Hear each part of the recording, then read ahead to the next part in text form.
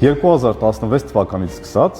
երբ վերջին 10 տարիների ընթացքում արձանագրվել է ամենաբարձր ցուցանիշը ցորենի արտադրության, եւ մենք արտադրել ենք մեր երկրում իրացվող ցորենի մոտ 53%-ը, դրանից հետո պարբերաբար ցորենի արտադրանք Հայաստանի Հանրապետությունում նվազել է։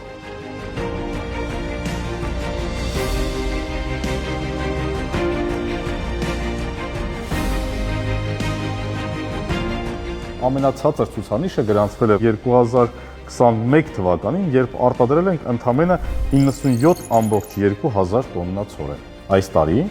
գյուղացիներին առաջարկվել է սուբսիդավորման ծրագիր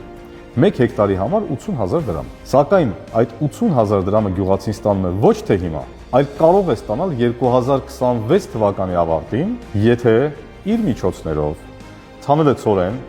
որը սերտիֆիկացված սերմ է, իսկ սերտիֆիկացված սերմերը ավելի բարձր արժեք են։ Սա շատ անարդյունավետ մեխանիզմ է, հաշվի առնելով այն հանգամանքը, որ այսօր է գյուղացում գումարը անհրաժեշտ, որպեսզի նա որակյալ ցանկ իրականացնի։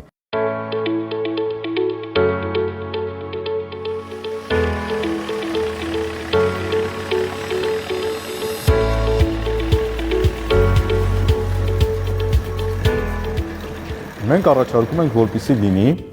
գյուղացու ցանքի ժամանակ աջակցություն գյուղացուն եւ հստակ գիտելիքներ տրվեն նրան, թե որ դաշտերում, ինչպիսի արտադրանք պետք է իրականացվի, ինչպիսի մշակում պետք է իրականացվի։ Այսինքն ամեն ինչ պետք է սկսվի գիտելիքից։ Երկրորդ, տեխնիկան պետք է լինի այնպիսին, որպեսզի այդ տեխնիկայով հնարավոր լինի որակյալ մշակում իրականացնել։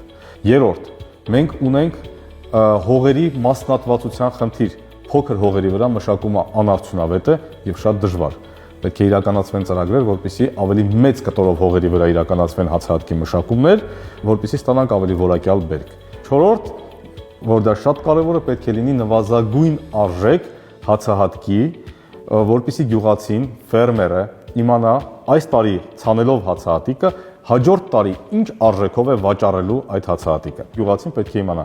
որ իր արտադրանքը հաջորդ տարի ինչ որ նվազագույն գնով կարողանալու է իրականացնել։ Այս մեխանիզմների համալիր իրականացման արդյունքում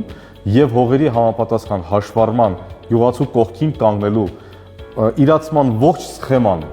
նախագծելու եւ գյուղացուն ներկայացնելու արդյունքում մենք համոզված ենք, որ հնարավոր է Հայաստանի Հանրապետությունում ունենալ այնքան արտադրանք, որ բավարարի մեր նվազագույն պահանջարկը։